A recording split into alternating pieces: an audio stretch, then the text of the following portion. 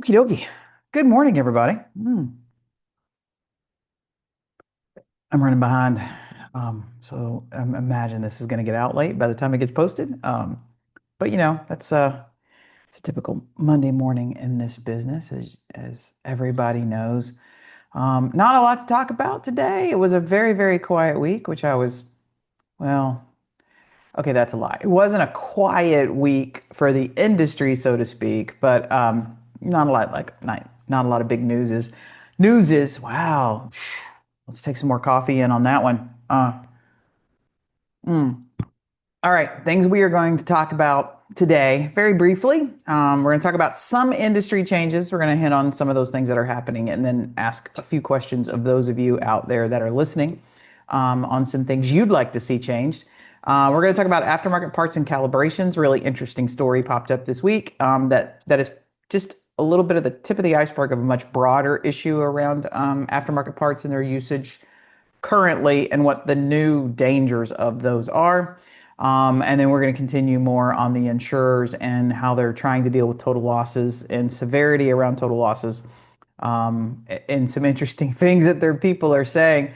Look, insurers, if you don't watch past any of this, or some of you are going to fast forward right to this part, I'm just going to tell you, get control of your email. I, I for those of you that have been in management for a long time, or you've been around probably more than 3 years, you realize that there are certain things you don't want the size of a poster board put in front of a jury in a bad faith lawsuit. And because you're not training your adjusters anymore and giving them a broader picture of what they do, because you treated auto like it was a processing job and not a claims adjuster job that needed real experience. Oh, it's just collision damage, right? It's just, we don't need, people don't have to be that good. They just have to be these little skills.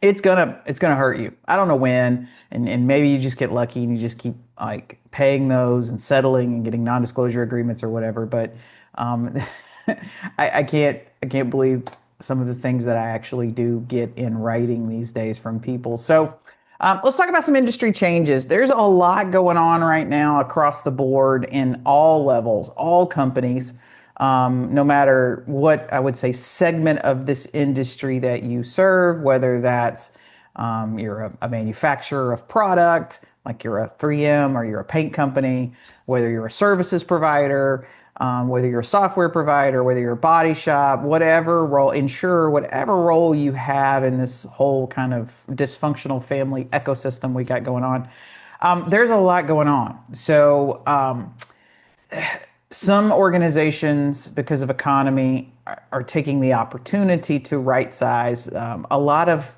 mid-level fluff. So if we think about the body shop situation, you basically have a store manager, and then you had all these layers of crap between like a store manager and corporate in a lot of situations. And so a lot of those jobs are thinning and being eliminated. We've seen people within the last couple of weeks announce that they're open to employment. They're looking for jobs. I like the way I'm open to network. You're looking for a job, like whatever LinkedIn wants to put on it. I mean, that's, we totally get that. And then we've seen some salary reductions in those market area, in those job titles as well. So some of these jobs were, you would meet, and there's 15 people between store manager and corporate. And you're like, what do you do? And they would ramble a title, and you go, no, no, no. What the hell do you actually do? And these were really fat six-figure jobs, like $200,000 plus a year. And so you look at all of that overhead. Some of that was MSOs buying companies and then trying to absorb that leadership, but kind of keep them around. And you're like, if you're going to buy the company, just buy the company and get rid of them, right? Why are you keeping them? But so we saw salary reductions in that. So a lot of people that were having those $200,000 a year jobs don't have those $200,000 a year jobs now. And I think a lot of people are really surprised about just, I don't want to say I do want to say it. There's a lack of opportunity, meaning we're not as short as everyone seems to think we are or have been. Still, the jobs we need are the people that actually touch cars. There's a lot of stuff that we don't need. And then if you're going to touch the car, we need it done in a quality manner. So those industry changes started this week. Lots of changes around associations, even association directors getting fired in different ways. I think the whole way that the industry sort of views associations have started to change. Some states are effective, some states completely non-effective. Um, Trade shows have changed. They're getting thinner and thinner kind of every year when you go to them. And that's just a reflection of kind of what's going on in the shops and just not having time to go do a lot of things or money to do a lot of things. There's just not a lot of spare funds laying around to just pick up and let's go spend a week at such and such or whatever. And then this industry's done a really bad job of consistently, I say consistently, at involving the people that just can't afford to pick it up. So we tell you that it's your duty to participate in these things. And if you don't like it, then you need to be part of the change, not part of the problem. And that's easier said than done. With all the technology and everything that's around, it's 2025 for Christ's sakes, right? Like these meetings shouldn't be closed to just the people that pay the $300 in a membership to show up at these damn places, put on a sport coat and walk in, and then chastise the industry for not knowing enough or what's going on. I was discussing with one group the other day that nobody knows who the hell you are. Like they couldn't name you, they couldn't name the association, they couldn't tell you what the letters stand for. It's kind of like a lot of things. So industry changes. I guess my question would be, for those of you listening that are part of the industry, clearly no one feels like anything that's available right now is really like a true representation of them or is doing a good job or whatever. I'm a big fan of complaining. I know a lot of people are like, don't complain, don't mention a problem unless you have a solution. Sometimes you don't have a solution, but you damn sure know what's wrong. And that's okay. Like there should be smarter people in this world or people with different viewpoints or different experiences that can go ahead and go, okay, that's your problem, and then we're going to do it. I was meeting with a football coach of a top 10 program in the country this recently. And our conversation was around problem solving because when we were talking about his role as the head coach of a top 10 college football team, he said his job was he was a problem solver. That's what he did is like, you tell me what the problem is and I will figure out how to solve it. And that's leadership. That's what leaders do. Like we don't have to ask everybody to always have the answers. Just tell leaders what the problems are and then hopefully they're good enough to figure those out. So since I get lots of emails on Coffee Talk and what we were talking about this past week or this week, and my emails come from vice presidents of claims, CEOs of insurance companies, presidents of service providers, paint companies. My phone rings as soon as this thing posts on a Monday. All through the week, I get little emails or phone calls. Just tell us what you want, right? In the comments section, wherever you're writing this, or you can send a direct message to us. What's wrong with the industry right now? What do you not feel is representative? What do you feel isn't getting talked about? What changes do you want to see? Do we need a new national organization? Do we need a new national meeting or do we need a new concept around that?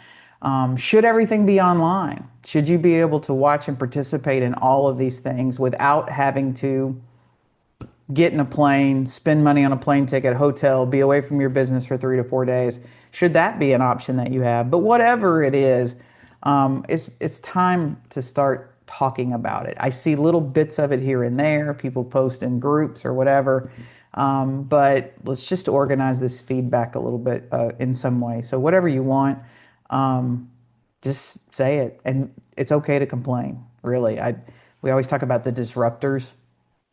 And throughout history, the greatest change in any political, economic, social, all of it starts. They call it the Industrial Revolution, or they call it a revolution for a reason, right?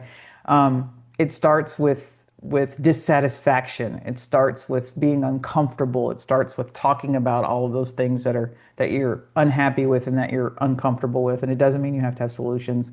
And you don't have to pay a membership to voice your opinion on anything. So whatever you think, let us know. If we can do something about it, we will. If there's some phone calls that need to be made, we'll make them. I've never been shy of hurting anyone's feelings, right? If it angers you, I don't care. Just all right. Let's talk about an issue. So I talked a couple of weeks ago about I was doing a presentation and there was a gentleman in the audience representing Alltel. or at first he said, I will be clear on this one. At first, he said he represented Alltel and that he was at the conference on behalf of Alltel. And then he basically said he owned his own facility in Massachusetts and was probably just an invited guest, like not necessarily like an official spokesman for the company. So I'll give him the credit for that one. But there was a gentleman that came to the speech, and at the end of the speech, just getting really passionate. We'll just say that because it's kind of like a Larry moment, getting passionate about what they believe in, and that was that all shops should be bringing diagnostics and calibrations in house. Um, and that's a no for us. Like it's always been a no, really. Like I'm okay, and we've talked in some areas there is no service alternative, and so if you're in a rural area and you're trying to do the right thing, there may not be a mobile company, there may not be a fixed operation center. Your facility may not be able to calibrate in house, or you just don't have the right lighting and the right floor and the right space and the right whatever. There's so many. Oh, what's the right word? Oh, I need more coffee. There's so many variables in scanning that it goes beyond did you buy a target system and do you have a damn tablet? Like there's a whole lot out there. The number one variable in scanning is a knowledge and experience level. I mean, Larry and I often talk about how we're struggling in collision repair to do the things we're supposed to know. The welding, the body, the painting, like the things that we're supposed to be good at we're struggling with these days. It seems there's a rapid decline in quality as we go out and look at cars. So if we're not doing that good, then you want to give us something as technically challenging or mathematically challenging as calibrations. And one of the things that's a little bit wrong with these pricing structures that have come around, I get why the insurers are trying to put some bookends around that. But as the price drives down, the quality will probably get even worse, right? Same thing we're sort of seeing on the collision repair side in a lot of ways. This was an interesting post by inside a diagnostic forum. So I just screenshotted that and brought it out and shared it around because this is the conversations we need to have. But it's talking about how using an aftermarket mirror and the problems with that mirror because it's not built designed using the same parts as the OE mirror is. And so the shop had installed this aftermarket mirror, and you can see the difference. In other words, there's a picture. Both mirrors, the aftermarket and the new, will create a picture, and you technically could calibrate this. I think that's the thing that people, especially my insurer friends and adjusters without any training, kind of the misconception is that, well, if it doesn't work, I'll get a code or something won't happen. And that's not always the way. And so you can see on this line, and where he says in here that the top left picture, the one that has the red rear bumper in it, you can still see that car, that top left picture is the OE mirror. And you can see how it's calibrating and where that red line on those dots, the target that Honda makes available, should be, and then the right picture would be the OE mirror. I'm sorry, is the aftermarket mirror, and you can see the height difference. Now, what does that matter? Because a lot of people go, well, it's casting a picture and I can calibrate it, and so I've told the car where to look, so now we're fine. Well, you actually haven't told the car where to look that's properly. So in other words, this car may actually, and don't, I want to be clear, I'm not saying this is the exact right answer. But let's say there may be a car that actually gets, if it's aiming a little too high, right? Or it's aiming too low, whatever, that car might actually get into that blind spot and you not know it. It's got to get a little further into it before it actually triggers. It may cause an accident. Maybe like 2-3 seconds of time that it is a difference. But when you tell the car to look somewhere else other than where it should be, other than the engineers and the mathematicians have said, hey, this is a safety zone. And so that's why we're looking at it. And if you got nothing in the safety zone, you could probably change lanes without any problems. But if something's in the safety zone, we may have a problem. When you're changing that zone, all on your little lonesome self because you installed either the wrong part or you've got somebody doing the calibrations that doesn't know, hey, that's not right. I mean, thankfully, these people looked at it and went, hey, that's not right. We got to do something else. This isn't going to work. This is the wrong improper calibration. It's in the wrong spot. thankfully there's people that knew, but what if your tech doesn't know? What if your tech's one of the ones that you just decided last week you were going to turn them into a calibration tech? It's my detail guy. He's also going to do the final scans and the calibrations.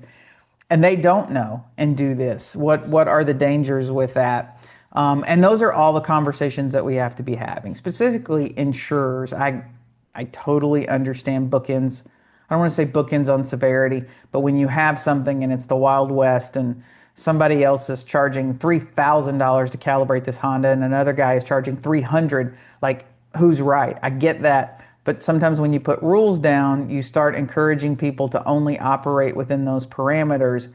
And then there's no encouragement to do the right thing. You just mark it done and move on.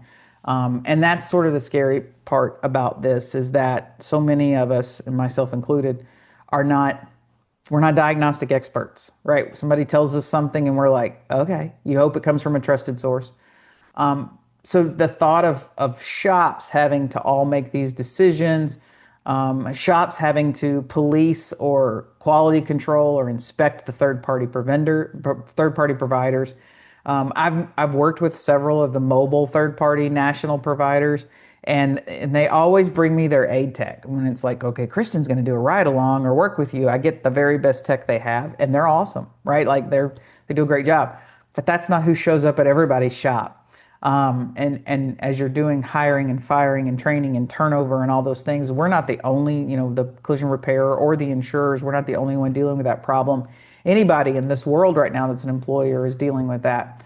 And so this created a really interesting situation where, yes, aftermarket parts are a problem. They've always been a problem in this industry. We've fought, I would say the insurers and the parts providers have done a really damn good job of trying to cover it up. At going as far as what LKQ did 15 years ago, trying to sue Toby Chess, that was still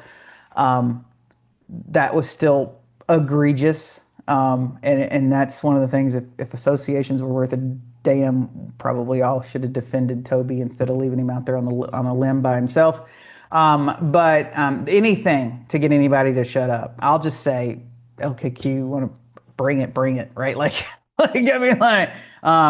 I'm okay with those lawsuits because I really enjoy discovery. That's the one hand grenade. I used to always tell my adjusters when they would come and go, we should sue them. I'm like, are you ready to go through discovery? Because that's a two-way street, right? They'll ask us questions and we get to ask them questions, and they're going to ask us for stuff to turn over and we're going to ask them for stuff to turn over. And we just kind of have to sit in the back room and decide who potentially is more damaged in discovery before we just go lobbying lawsuits across tables. But we've not talked about this the way it should be. Aftermarket parts now, it's more than fitment. And there's a lot of shops that are like, look, I'm not going to do aftermarket rebars. Until lately, you dumbasses have started doing those things. But it's more than fitment. There's lots of issues, whether it's the plastics, the bumper covers and how they're covering up sensors and monitors and what, it has to see through that plastic, so to speak. If it's a different thickness or whatever, it's the same reason why I always say you could only have a certain amount of millage of paint on the bumper covers. And then we have aftermarket mirrors and cameras. And then aftermarket headlights continue to be something that we've just really got to spend some more time thinking about. All these cameras, the only way they work at night is to see, right? They got to see. And those headlights are what projects. Is the light bright enough to look far enough for that algorithm to start working in time, or is it not enough lumens and the light's not bright enough, and so it sees the object too late for the mathematical formula it's booked? In other words, it swerves too late, it brakes too late, whatever. These are all kinds of questions that we have to have answered, and there's nothing out there that's really addressing those. And then let's talk a little bit more about how we sorta as an industry, and we'll say we, because you shops are probably more to blame for it than the insurance companies are. But the way that we cover up aftermarket part issues. Now, this had gotten addressed probably, it's been a long time. So it was probably 15 or so years ago. Or maybe longer, there was a a little section at one of the CICs where we were addressing this return rate. So here's what happens for you insurers listening, claims adjusters or whatever. You will have an aftermarket part provider. Let's say we're just going to pick on LKQ because when I was in claims, that was the one that always traveled with us and went everywhere that we went on our little dog and frickin' DRP pony show that we did. That would tell you, well, our return rate is less than 2% or whatever. And that is just simply not true. We had people that would bring their return slips to meetings and go, here's all the parts we're having to return because they don't fit or they're improper or whatever. And then there was no like receipt of that. There was just really no open, I guess, transparent way of reporting that. And then what we would find that happens is this mess. So when you have a shop that takes the time and test fits and does things, and then the parts don't fit, and then you turn the parts back on, they just say they're no longer going to sell to you. And so don't tell me how good your parts are and how low your return rate is when there are hundreds of shops all over the country. And Patty Martinez of National Autobody Parts Warehouse in Grand Prairie, Texas, this one's for you, right? Don't tell me how good you are or how great of a provider you are. Don't promote or brag to me that you're on CCC's damn parts list or insurers have you on their parts list. If you're an insurer and you're using National Autobody Parts Warehouse, you got a problem. You probably want to like really recheck and re-explore your desire to do business with this company. So if we have a return issue, these guys just say, nah, we're just not going to sell parts to you anymore. Like we understand your returns. The shop has validated all of their returns with photographs, like in detail of why this part doesn't fit, and it sends them back. And so instead of saying, we're sorry for listing parts that are crap and selling parts that are crap, we're sorry that you had that inconvenience. We're sorry that the customer's car repairs were delayed because of part returns. We're sorry that we misled insurers. If I'm an adjuster, you should feel confident in the parts that you're being told are available to put on an estimate. And then you have these people that come to your meetings and go, oh no, our parts are great. Our return rates are low. We never have problems. If there's a problem, it's not us. It's some sort of body shop being difficult, etc. No, I'm sorry about that. We're just not going to sell to you. So this is an email exchange in which the shop had several conversations back and forth here with National Autobody Parts Warehouse in Grand Prairie, Texas, around their parts. So Ms. Martinez, basically, when the shop is told that they're not going to get sold parts, the insurance company put the stupid parts on their estimate and says, well, you got to buy them. And if they don't work, then call us. That's that deflecting answer where you think you're not going to have to deal with it. So you say something as an adjuster you probably shouldn't say. If you have no intentions of dealing with it, don't tell a shop something just because you want to delay the bad conversation. So tell them the third column is the percentage rate they've returned. Everything they bought in November, they returned. You can just forward this to them.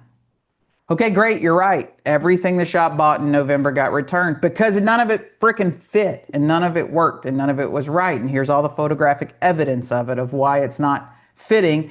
And you accepted the returns.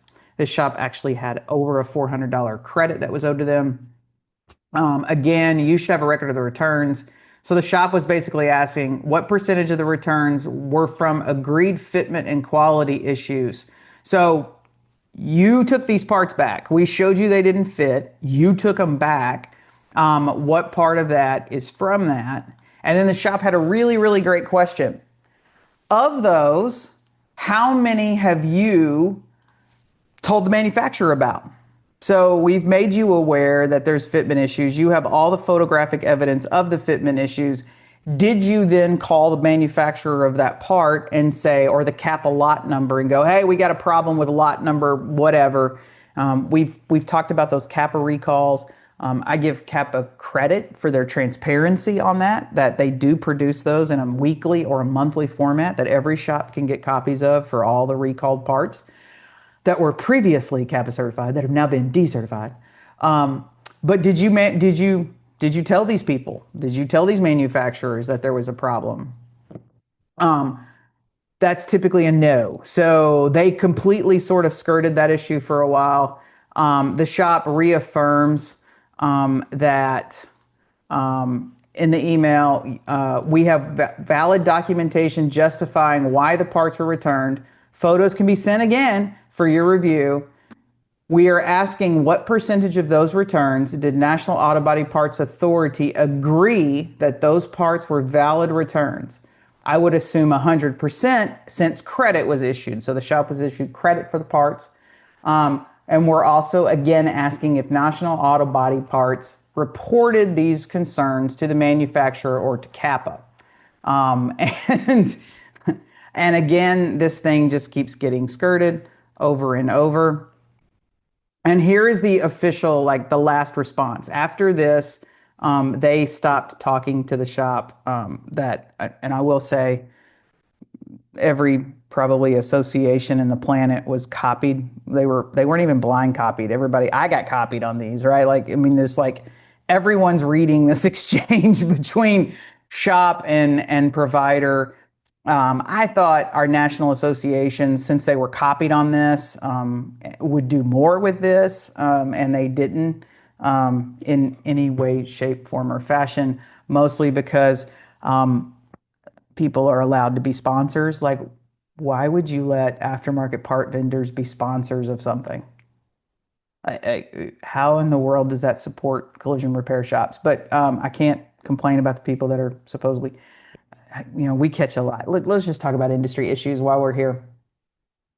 We catch a lot of crap, right? Like, there's an association that went around last year and was calling everybody under the planet and saying, "Hey, you gotta stop doing business or being a part of Collision Hub, and if you don't do that, then all of our members are gonna stop, using your products or whatever." Now, I'm a big fan of, like, if you don't like something, tell people not to use it, right? I tell people not to use Aztec, so I'm a big fan of that. That doesn't bother me.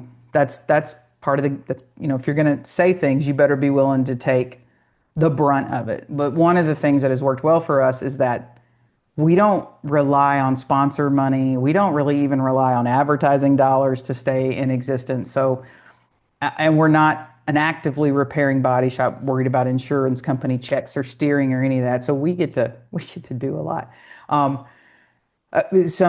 Some people, though, I always say, careful what you wish for, because sometimes we left people alone as a courtesy to people we liked. Like, we didn't like you, but we liked this person, and this person was asking us to leave you alone, so we did. And then when those people are no longer around and we don't owe them a courtesy anymore, we buy billboards in your town and start doing post-repair inspections on your shops. So Larry is very excited about his fall that he gets to have coming up. But this is why we talk about why certain sponsorships or certain people being allowed to participate in meetings. Like, if we're going to have a collision industry conference, it shouldn't have insurers in the room, and it shouldn't have whatever. People should be able to get in there and talk about it. The insurers have their own damn conference to go to. They're not needed at the body shop one. In fact, if you body shop showed up to the insurance conference, they wouldn't let you in the room. You wouldn't be allowed to be there. They would literally would throw you out. A lot of times you can get neutered by the people that you allow to give you money. And those people give money for that very, very reason, is they want to have that influence. It's not like they're overly concerned about the collision repair industry. They just want to keep people from publishing articles or going against them or whatever. But this was the response from our old National Autobody. Thank you for your email and clarification of your concerns. Well, that's not a great way to start it. I'd like to address the points raised to ensure there's mutual understanding. Firstly, regarding the statement attributed to our team about unpaid bills. So originally, I just want to give clarification on this. Originally, an insurer called the body shop and said, an adjuster, and said, National Autobody says they can't sell to you because you haven't paid your bills and you owe them money. So that's how we ended up going down this rabbit hole. I can confirm that was not accurate, and I sincerely apologize if that comment was relayed to Progressive or anyone else. Based on the statement you provided, it appears there is indeed a credit balance on your account. I will escalate this matter and ensure the credit is processed promptly and issued to you as requested. Okay, so all right, we had a $400 and something credit. Shop's going to get their money back. With respect to your account being on hold, this decision was based on the high volume of returns and associated challenges we've faced. So for you insurers listening, or you insurance adjusters, this is a parts provider basically saying, we don't like that they turned in a lot of parts, so we turned them off. Your account is on hold because of part returns, even though every single part return is documented as a part problem. While I understand your position on parts not meeting the like, kind, and quality standards, consistent returns do create logistical and financial strain.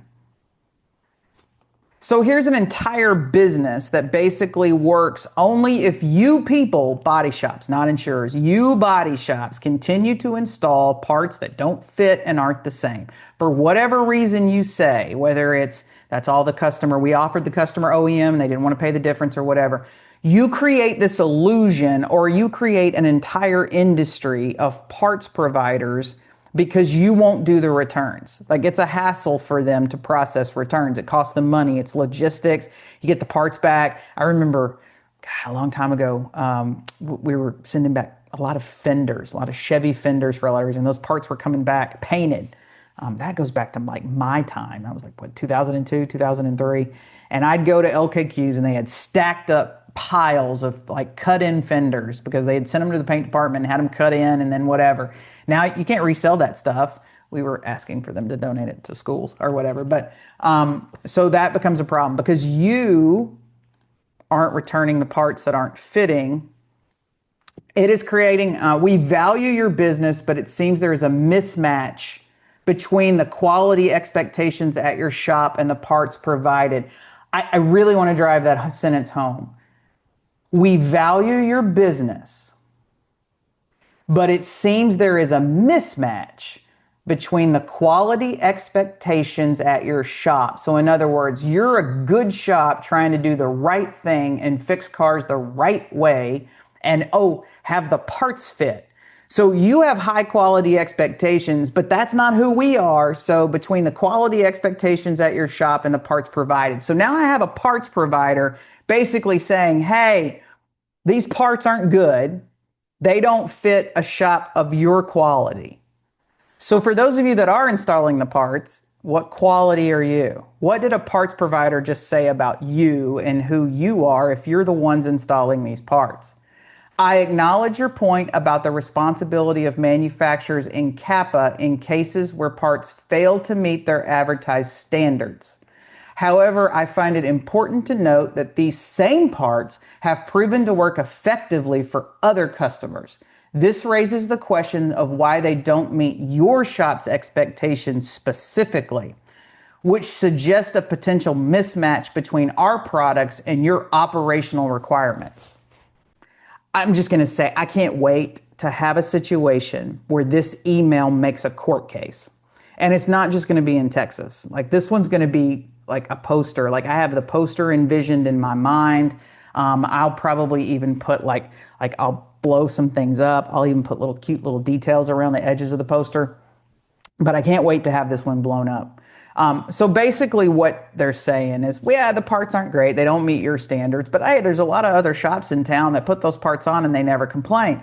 So did we get a report to CAPA? No. Are these parts probably every single part that this shop documented, took photos of, and marked as these parts don't work? Was there ever anything done? Probably nope. Basically, because we're just completely skirting around that question again, over and over. Every aftermarket parts supplier skirts that question. Did you report these issues to CAPA?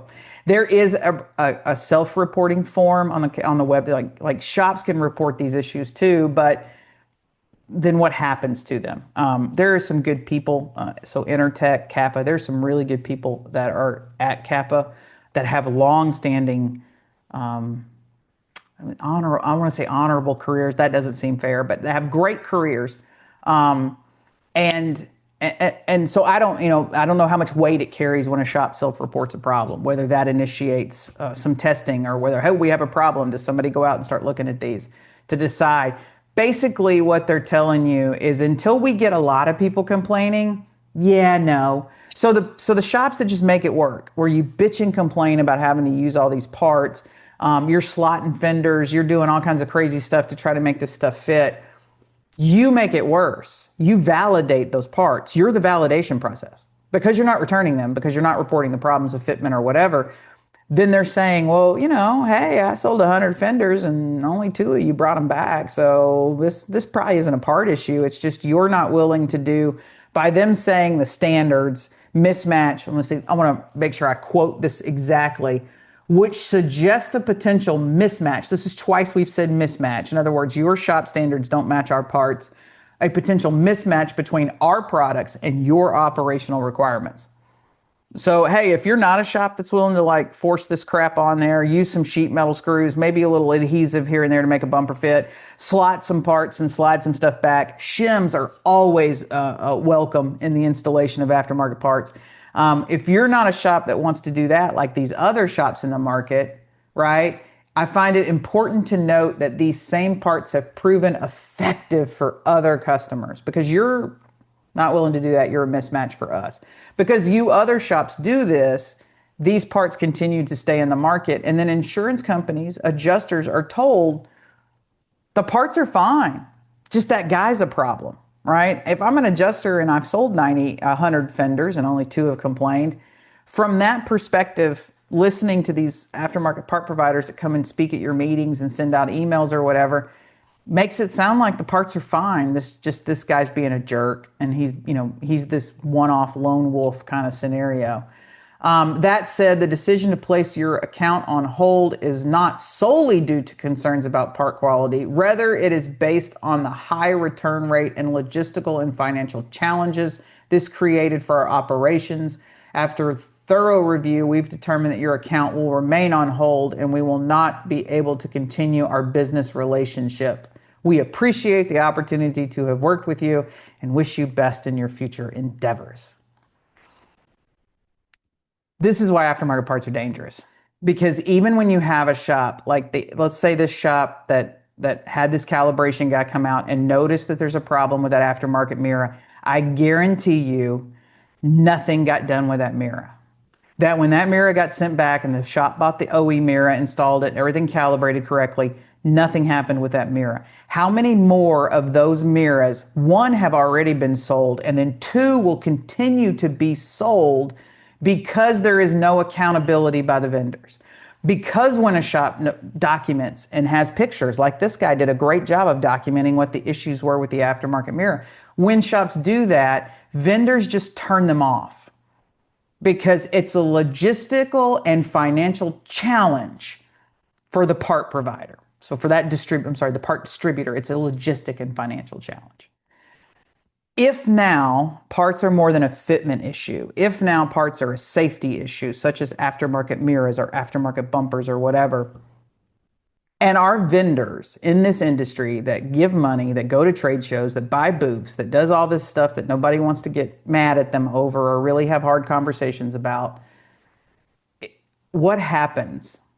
I mean, if we just start layering all the problems that this stuff creates, like 1, I got to get a good trained technician or a good trained diagnostic or calibration company or third-party provider. Check. That company has to notice that there's a problem. Sure, it's shooting an image, but it's not the right image. Check. Okay, now I've validated the concern. I've returned the part. What happens now for the sake of every person on the road?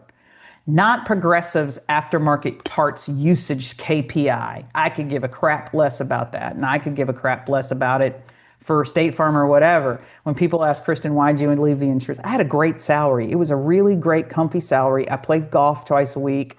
I would occasionally go fishing. Being an insurance person was super easy, right? It was a great job. Why'd you leave? I left because of things like this. Like, I don't care about KPIs.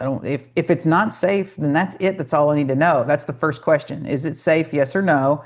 If yes, go to part B. If we end here, it's over. I get severity. I get the challenges of rising severity. I get all of those things.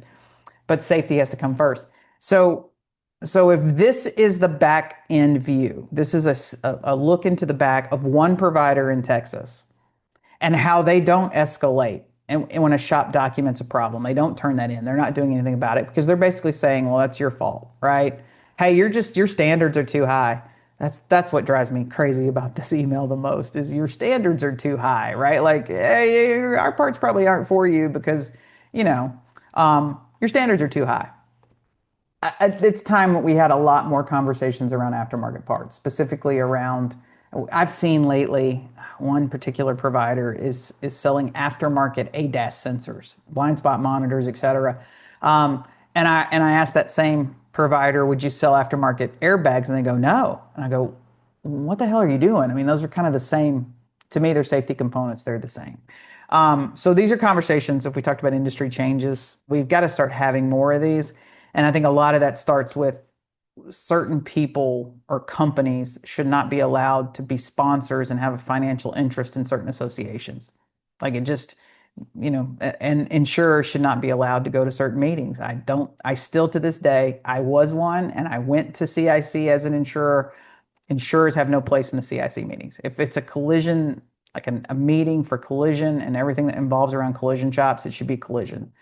For insurers, they meet 4 times, or actually they meet more, but there's multiple insurance meetings that everybody can go to. All right, let's talk about the war on total losses.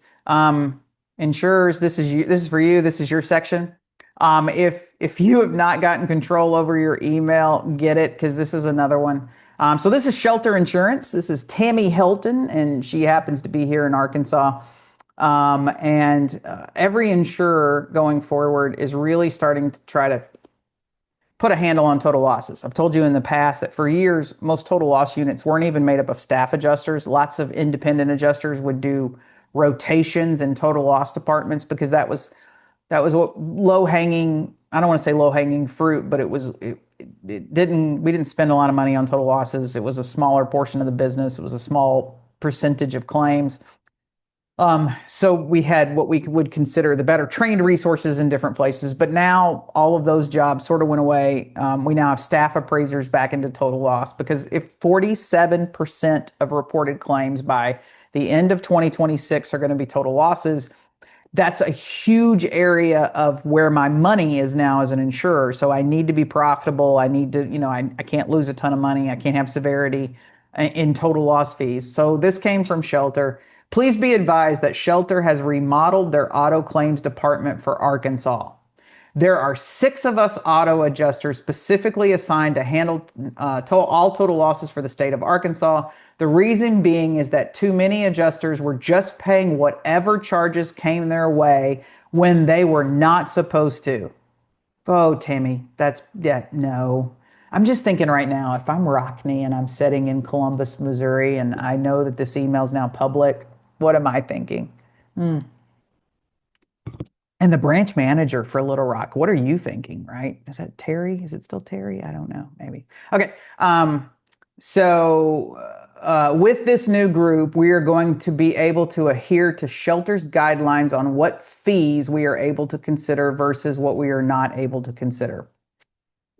All right, Tammy, I hate to break it to you, but Shelter doesn't set. As a former Shelter property damage specialist, we don't set rates, Tammy. The market sets the rates. You can get a set of guidelines from whoever your PD specialist is now on bookends to consider, but Shelter doesn't get to set the rates of body shops in the state of Arkansas.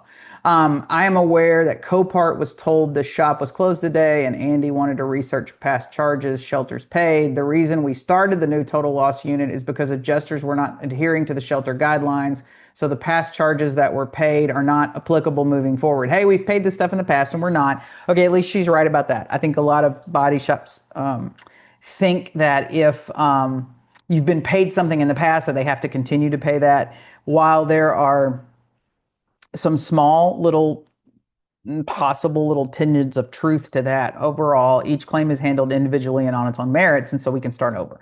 We talked about that when we had the Nissan lawsuit where we got Larry got $125 an hour to fix a Nissan, I think it was an Altima. And then the very next day, State Farm's in the shop on another Nissan and they're writing it $60 again. So it's individually and on its own merits. It takes a while to build that up. So please also note we are unable to issue payment until we have possession of the vehicle. The customer is aware that Copart was told, shop was closed today, and they would not be able to release the vehicle. Insurers are going to start doing this. And so these are untrained adjusters that get told this is all we're going to do. And their job is to do what they're told. And so they're going to follow this piece of paper. Shops are going to have to hold your ground. Like the goal is, and you can tell in this emails, the goal is to pit the customer against the shop. And because you're the only one that goes face to face with a customer anymore, and like hopefully you feel guilty and you'll reduce your charges because you don't want the customer mad at you and your reputation in town and blah blah blah blah blah, all the other things that they say. But shops, you're going to have to, one, make sure you have a good solid legal contract, not an authorization to repair and a direction to pay. You're going to need a good solid contract that makes your fees legally owed by the consumer. And then insurance companies will have to deal with the fact if they're not indemnifying their customer. At the end of the day, barring some sort of specialized language in a policy, when a customer incurs reasonable expenses, then those reasonable expenses are reimbursed under the policy. Failure to do that creates a whole lot of other issues under the policy that are technically not the body shop circus, not the body shop's monkey, but definitely things that you want to make sure your contract's pretty solid. A lot of what we're getting right now where insurance companies are using the courts to argue total loss fees start with a improper contract. So that's the first thing we have to stand on. Erica's been preaching it for 20 something years, longer than I've even known her. Her contracts are fantastic. We have them. They're available in other places as well. But you need that really good solid contract because more and more insurers are doing this. They are reviving total loss units. They're staffing them with staff appraisers. They're gearing these people up for war. Tammy here thinks it's her job to come into the state and save it because there's 6 of us now and we're going to do this because everybody else was doing it wrong and we're here to save the company. Tammy's fired up, right? You're going to have to get your stuff together. Like I always say, if we're going to argue total losses in Arkansas, we're going to probably be arguing them everywhere. Shelter's a Midwestern company, kind of 13 states for when I was there. I don't know how many states they have now. I know they added Nevada.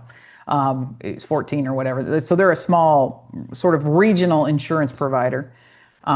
Typically pretty easy to deal with. Lately, they've gotten a little weird.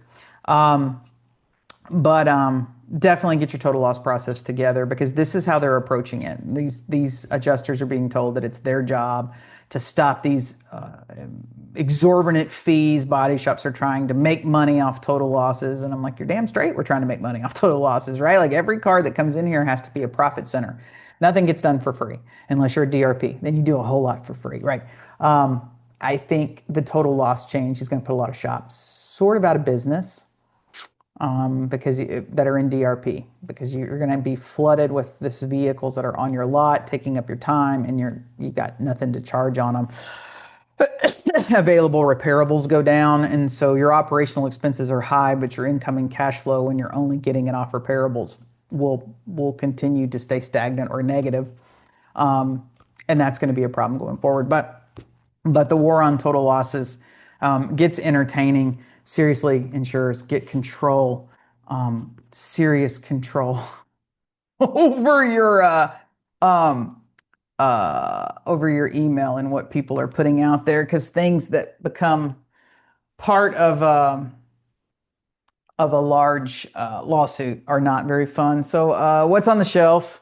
I probably should have thought through this and should have had a couple more cups of coffee for what's on the shelf. But back there is a lot of, like, I think my entire career from being a kid in the body shop to all the way here is there's something back there on the shelf. This is something that I'm going to talk about and admit to a little bit. Shout out to the farm. The farm was also in the news last week for another reason, and I completely support their position on this one. And I love it when people screenshots. That's the other thing that's so funny about Collision Hub. Some people will screenshot it and make a post. don't follow Collision Hub. She's pro insurance. And then somebody else will make a post and go, don't follow Collision Hub. They're anti-insurance and anti-DRP. And I'm just over here going, I'm pro me. That's about the only thing I am, right? But anyway, so back up. Kudos State Farm. Chris, if you're listening, good job. But this is my State Farm calculator. I've got like 5 or 6 of these. I loved these. And I stole a lot. So this is probably going to be, this one doesn't have a barcode. So this was pre-barcode being added to them to be tracked. So I still have a couple of these and they still work. I still use them on occasion. This was how we wrote estimates. So for the first 5 years, I guess, of my employment, we were still handwriting estimates using Mitchell books. And I would travel around with a big case of Mitchell books in my trunk and estimating sheets. And then we would have to tally them up and attach the paper to the estimate to show that our math was correct on how we had calculated what we were paying out.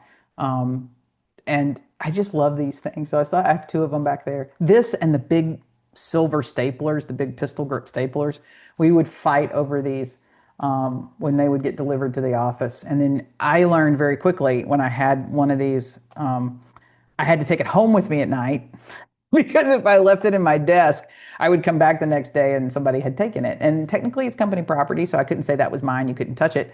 So I just started carrying it back and forth with me every day, and it went everywhere with me, and it's still back there. And I still use it to this day. And you can change out the paper, and there's still through eBay, I can still get some stuff on it, but I still use that. So I'm still calculator based. I know everybody has a calculator on their phone. But yeah, so that's my stolen SF calculator that I guess one day they're going to come get me. If not for the, I'll put this picture back up there. I also, you can see up there next to my Art of the Samurai book, is my 2 Polaroids. I have a whole Polaroid collection kind of over here, the whole history of Polaroid with State Farm. I have one of every one since back to the original. But I have those up there. I keep thinking one day and you can see there's my calculator on my estimating pad down there. But anyway, that's what's on the shelf. It's going to be probably another light week. Summer is that way. The news gets slow. More announcements, more industry stuff will start happening in August, July. End of June, July is usually pretty dead. Although people can surprise me. I'm going to be gone that last of June and into the 1st of July. So if you are a company that has something to say that you don't want me to talk about, that's your window right there. I'm going to be out for 2 weeks. So I'll have to play catch up later, but by then it'll be too late. So that's your window of operation. Again, if you've got feedback on industry changes, anything, it's okay. I welcome complaints. You don't have to have a solution. It's okay just to bitch. There's power in that. That's the power of disruptors and what they do. Don't let anybody guilt you into complaining, right? It's fine.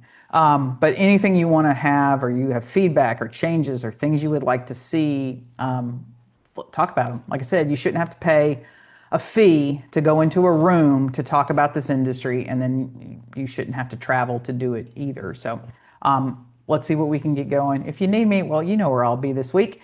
I always get in touch with Melanie. So Melanie at collisionhub.com, smartest person on the team, her and Holly. They keep everything running. If you email me or text me, it's probably going to get lost. If you Facebook message me, it's definitely going to get lost. So if you need an answer, those are your 2 people to talk to. We'll see you next time on Coffee Talk.